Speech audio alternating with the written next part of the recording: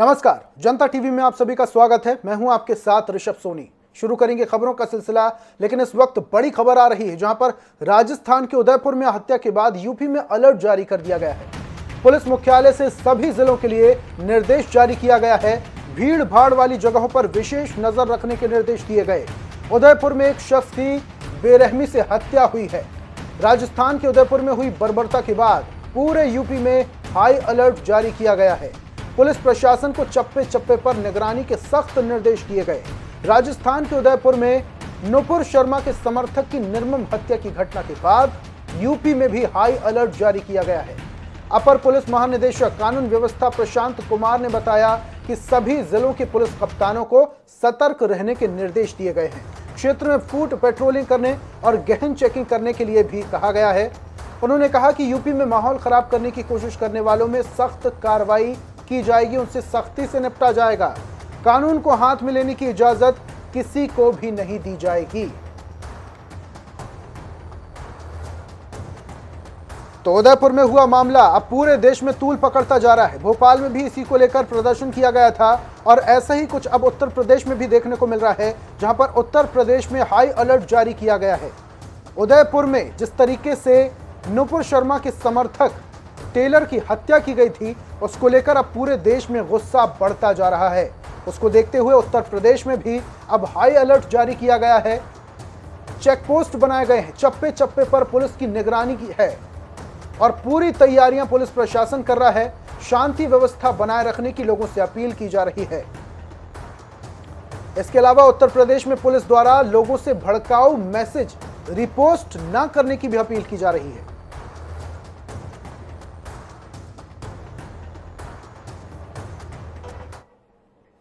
राजस्थान के उदयपुर में एक टेलर की दो लोगों ने गला रेतकर हत्या कर दी है, जिसके बाद इस घटना के बाद वीडियो सोशल मीडिया पर पोस्ट किया और कहा कि वो इस्लाम के अपमान का बदला ले रहे हैं। इस घटना ने अब रौद्र रूप धारण कर लिया है। पूरे देश में इस घटना की निंदा की जा रही है, जगह जगह प्रदर्शन किया जा रहा है। वहीं यूपी के डिप्टी सीएम केशव प्रसाद मौर्य ने भी इस घटना की निंदा की। उन्होंने राजस्थान सरकार पर हमला करते हुए कहा कि कांग्रेस का ही मतलब कुशासन है, ऐसी घटनाएं देश में बर्दाश्त नहीं की जाएंगी।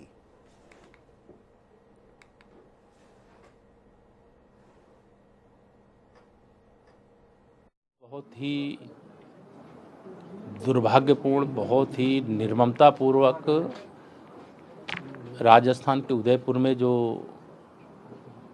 हत्या की घटना हुई है, इस तरह की चीज़ें देश बर्दाश्त नहीं कर सकता है। और ऐसी मानसिकता के लोगों के लिए कानून के हिसाब से तो जो कठोर से कठोर कार्रवाई है वो तो होगी ही, लेकिन ऐसी मानसिकता के लोगों के लिए भारत की धरती पर स्थान नहीं होना चाहिए। और इस घटना की मैं बहुत ही कठोर शब्दों में निंदा करता हूं और राजस्थान सरकार से ऐसे अपराधियों के खिलाफ स्पेशल कोर्ट गठित करके जितनी जल्द से जल्द ऐसे हत्यारों को फांसी के फंदे तक पहुंचाने का कानून के हिसाब से कार्रवाई की जा सकती है। कांग्रेस का मतलब कुशासन, भाजपा का मतलब सुशासन। जब तक कांग्रेस है कुशासन रहेगा, जब भाजपा आएगी तो सुशासन रहेगा। नहीं, अब इसमें मुख्यमंत्री क्या कह रहे हैं, प्रधानमंत्री जी के लिए क्या कह रहे हैं, वो मेरा विषय नहीं है। लेकिन यह घटना जो भी हुई है, इससे देश में एक बहुत खराब संदेश गया कि इस तरह की चीज़ें, अगर ऐसी मानसिकता के लोग इस धरती पर हैं तो सख्ती से उनके साथ निपटना पड़े। वहीं उदयपुर की घटना पर जनसत्ता दल के मुखिया रघुराज प्रताप सिंह ने ट्वीट किया है। उन्होंने ट्वीट करते हुए लिखा कि उदयपुर की पैशाचित घटना कोई सामान्य हत्याकांड नहीं है, यह पूरी तरह से एक आतंकवादी वारदात है। प्रदेश और देश की सरकार को भी इसी कड़ाई से इससे निपटना चाहिए। कठोर कार्रवाई केवल बयानों में ही नहीं, धरातल पे भी दिखनी चाहिए। पूरा देश स्तब्ध है, सबको मुखर भी होना पड़ेगा। ये ट्वीट है उनका, जिसके बाद उन्होंने इस घटना की पुरजोर निंदा की है।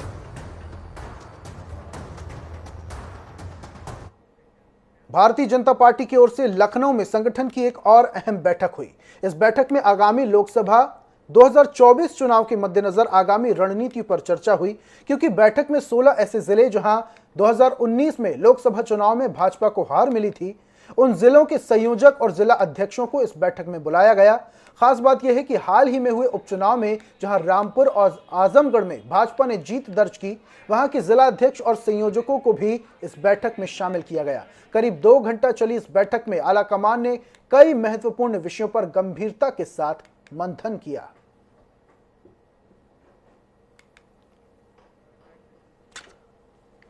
तो एक बड़ी बैठक मानी जा रही है उत्तर प्रदेश में। लोकसभा चुनाव 2024 को लेकर अभी से ही तैयारियां शुरू कर दी गई हैं। चूंकि बीजेपी पार्टी खुद को चुनावी पार्टी बताती है, चुनाव के लिए हर पल तत्पर पार्टी बताती है, जिसको लेकर अब बीजेपी की तरफ से तैयारियां शुरू कर दी गई हैं। हाल ही में हुए उपचुनाव में बीजेपी को जीत मिली थी, जिसके बाद उन जिला अध्यक्षों को भी शामिल किया गया। और इस पर ज्यादा जानकारी के लिए लखनऊ से हमारे सहयोगी तौकीर किदवई लाइव जुड़े हुए हैं। तौकीर, एक बड़ी बैठक यहां मानी जा रही है। लोकसभा 2024 की चुनाव की तैयारियों को लेकर बीजेपी अभी से ही अलर्ट मोड पर है। चूंकि बीजेपी पार्टी खुद ही कहती है कि वो चुनावी पार्टी है, चुनाव के लिए हमेशा तत्पर रहती है। ऐसी ही तस्वीर यहां पर देखने को मिल रही है।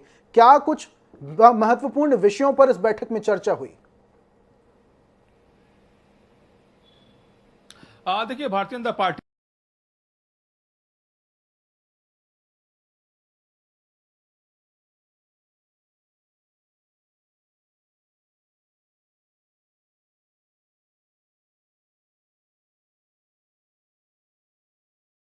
दो 2019 में हार मिली थी भारतीय जनता पार्टी को, उन जिलों पर फोकस किया गया है।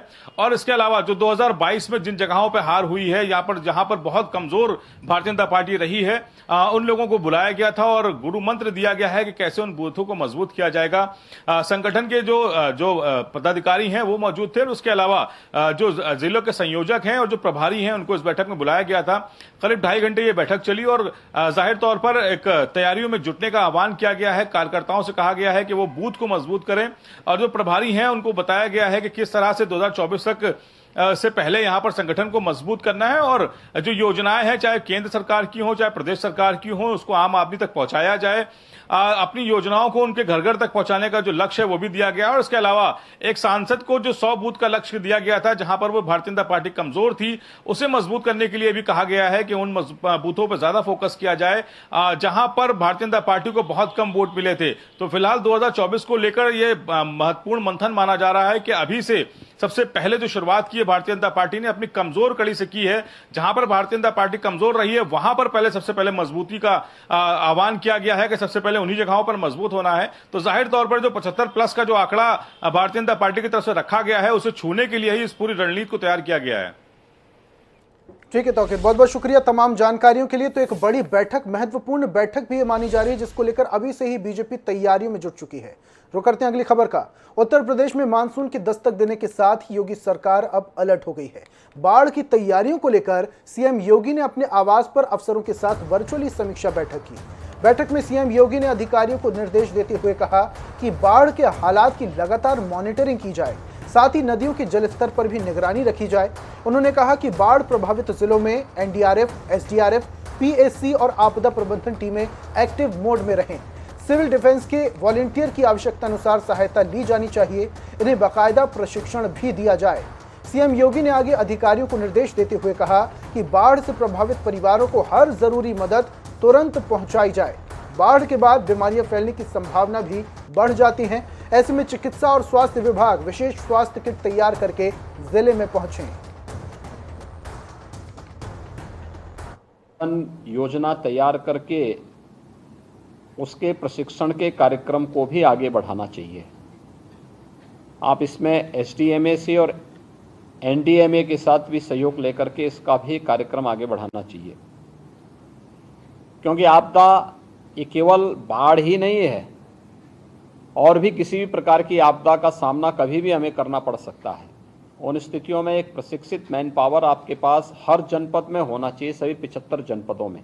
ठोस योजना बना करके पूरे जनपद को न केवल बाढ़ बल्कि किसी भी प्रकार की अन्य आपदा से पूरी तरह बचाव करने की स्थिति में जनपद स्तर स्वयं जिला अपने स्तर पर स्वावलंबी कैसे बने, इस दिशा में हमारा पूरा फोकस होना चाहिए। और इसलिए हर जनपद में नियमित रूप से इसकी बैठक जिलाधिकारी और पुलिस अधीक्षक एसडीएमए है या एनडीएमए है, इन सब के साथ मिलकर के पीएसी होगी, पीएसी की फ्लड यूनिट होगी, उनके कमांडर के साथ मिलकर के इन कार्यक्रमों को आगे बढ़ाने, कमांडेंट के साथ मिलकर के इन कार्यक्रमों को आगे बढ़ाने की कार्रवाई हमारी होनी चाहिए।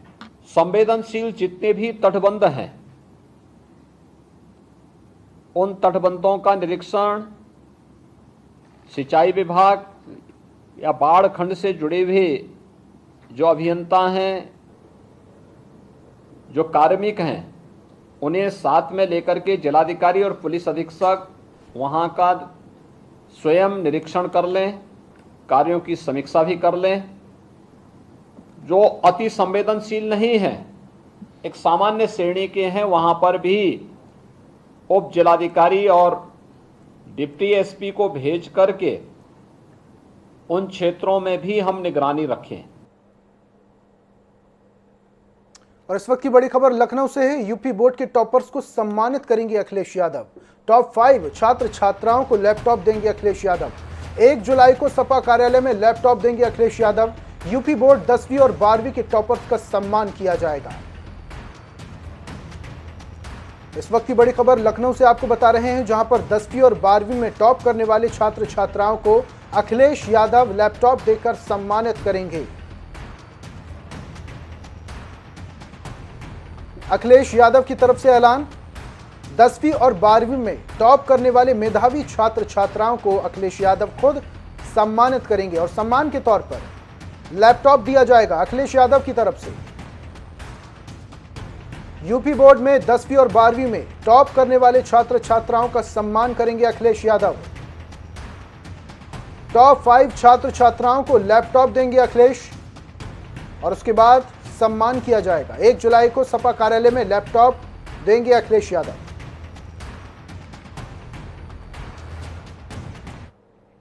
मुख्यमंत्री पुष्कर सिंह धामी ने आज सचिवालय में आपदा प्रबंधन की समीक्षा करते हुए कहा कि रिस्पांस टाइम कम होने से कम होना चाहिए। आपदा की स्थिति में राहत और बचाव कार्य तत्काल शुरू हो जाना चाहिए। सीएम ने अधिकारियों को आपदा से संबंधित किसी भी चुनौती से निपटने के लिए अलर्ट रहने के निर्देश दिए। इस दौरान मुख्यमंत्री ने कहा कि आपदा प्रबंधन की दृष्टि से अगले 3 महीने महत्वपूर्ण हैं। आपदा की चुनौतियों से निपटने के लिए जिलाधिकारी अधिकांश निर्णय अपने स्तर पर लें। सीएम ने आगे कहा कि जिन समस्याओं का समाधान जिला स्तर पर नहीं हो पा रहा है, उन्हें ही शासन तक भेजा जाए। उन्होंने सभी विभागों को समन्वय से कार्य करने के निर्देश दिए। प्रत्येक वर्ष हमारे प्रदेश के अंदर आपदा से काफ़ी नुकसान होता है और आपदा में कहीं भूस्खलन है, कहीं हमारे यहाँ पर अतिवृष्टि है, कहीं पर सड़कों का बहाव है। तो ऐसे सभी काम जो पिछले सालों में जहाँ पर आपदा आई है, उन सभी स्थानों की पुनः समीक्षा करने के लिए कहा है। सड़क मार्ग पर जेसीबी इत्यादि तैनात करने के लिए कहा है। जहाँ पर तटबंध इत्यादि जो नुकसान करते हैं, उनको तटबंधों को ठीक प्रकार से जो है उसको व्यवस्थित करने के लिए कहा है। और साथ में जो जान माल की सुरक्षा है वो सबसे पहले है, जहाँ 4 धाम यात्रा भी इस समय चल रही है और तमाम सैलानी, तमाम पर्यटक, श्रद्धालु प्रदेश के अंदर है, उनकी सुरक्षा का भी पूरी तरह से ध्यान रखना। उस सभी पर बात हुई है कि तत्काल फौरी तौर पर अगर कहीं पर घटना घटित होती है तो हमारे सभी विभाग उस पर निगरानी रखेंगे और फौरी रूप से। पूर्व मुख्यमंत्री हरीश रावत के नेतृत्व में बुजुर्गों ने शहीद स्मारक से राजभवन तक अग्निपथ योजना के विरोध में पैदल मार्च निकाला। देहरादून के चिड़बाग स्थित शहीद स्मारक पर श्रद्धा सुमन अर्पित कर 60 साल से ऊपर आयु के बुजुर्गों ने गैर राजनीतिक मार्च में हिस्सा लिया। वहीं पैदल मार्च का नेतृत्व कर रहे पूर्व मुख्यमंत्री हरीश रावत का कहना है कि अग्निपथ योजना युवाओं के हित में नहीं है।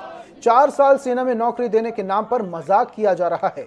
इसके विरोध में सभी बुजुर्गों को साथ लेकर विरोध स्वरूप राज्यपाल के माध्यम से राष्ट्रपति को ज्ञापन भेजा गया है और योजना को समाप्त करने की मांग की गई है।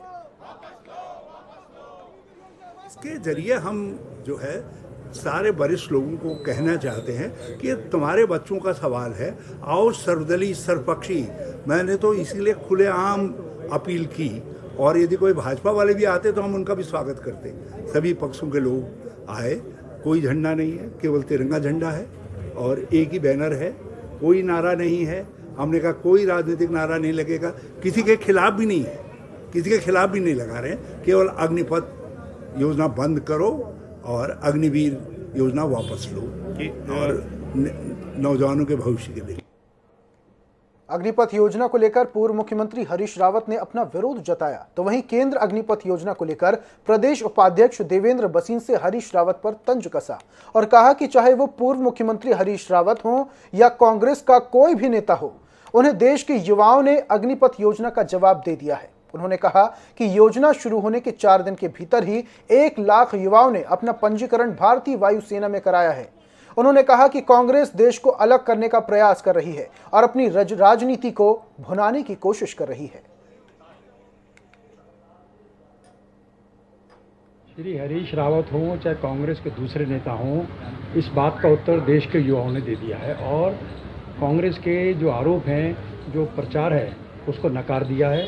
और इसका बड़ा उदाहरण ये है कि वायुसेना के लिए जो पंजीकरण हुआ, पहले 4 दिन में ही देश के 1 लाख से अधिक युवाओं ने उसमें अपना पंजीकरण कराया और ये क्रम तेज़ी से आगे बढ़ रहा है। तो कांग्रेस की हमेशा से प्रवृत्ति देश के हितों को अलग करके केवल अपनी राजनीति कर रही है। जहाँ तक हरीश जी का सवाल है, तो राजनीति में जिंदा रहने के लिए कोई ना कोई वो शगुफा छोड़ते रहते हैं, तो ये कदम भी उनके राजनीतिक शगुफे से अधिक नहीं है। लेकिन पहले भी उनके शगुफे जो है असफल हुए हैं, प्रदेश की जनता ने उनकी पार्टी को और यहाँ तक कि उनको नकार दिया था।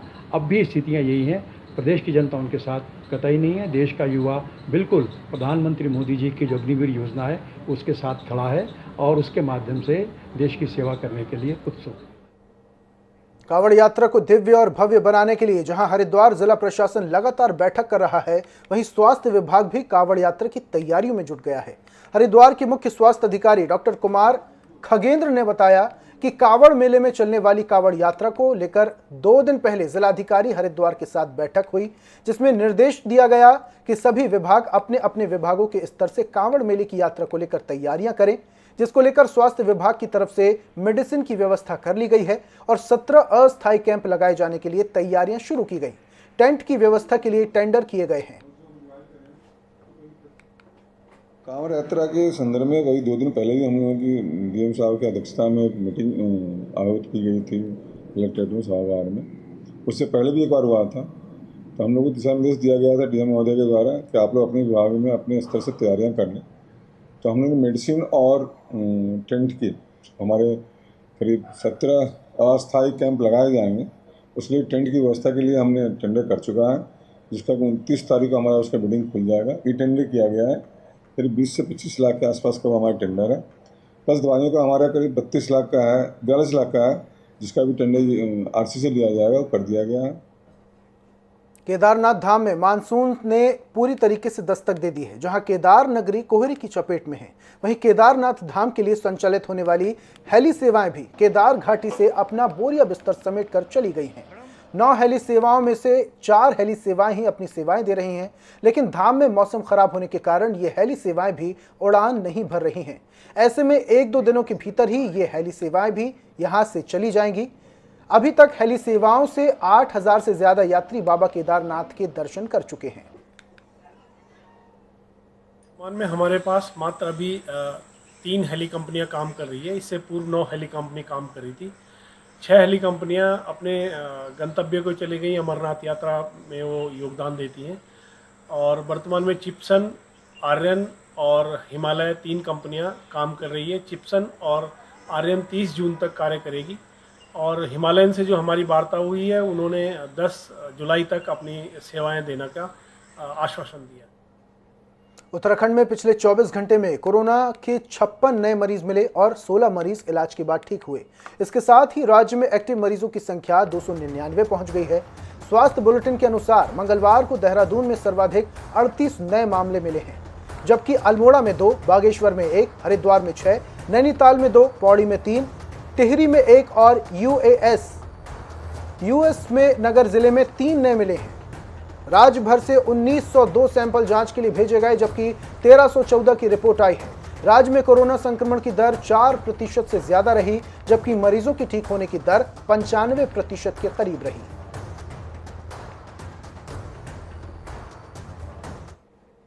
चमोली जिले में मिलने वाली शंभू नदी किसी भी समय बड़ी तबाही ला सकती है।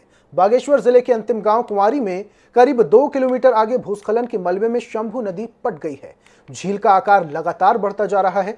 पिछले कई सालों से झील का विस्तार होने के बावजूद ग्रामीण, जनप्रतिनिधि, प्रशासन और शासन की ओर से इस तरफ ध्यान नहीं दिया गया।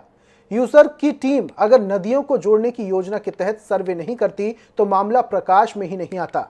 जिस गति से झील का विस्तार लगातार बढ़ता जा रहा है वो आने वाले समय में बड़ी तबाही की ओर इशारा कर रहा है।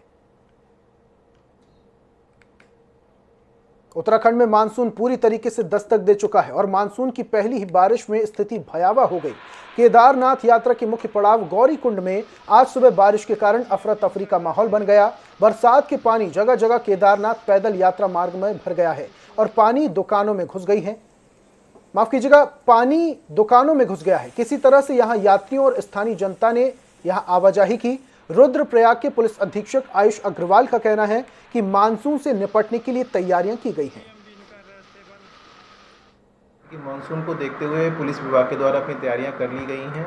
जो भी लैंडस्लाइड प्रोन जोन है वहां उनको चिन्हित कर लिया गया है और जिला प्रशासन से समन्वय करके वहां पर उसको अगर कभी भी लैंडस्लाइड होता है तो मलबे को हटाने के लिए जेसीबी इत्यादि की व्यवस्था कर ली गई है।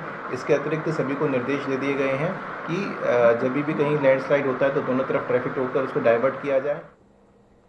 तो खबरों में फिलहाल इतना ही। देश प्रदेश की तमाम खास खबरों के लिए आप देखते रहिए जनता टीवी। नमस्कार।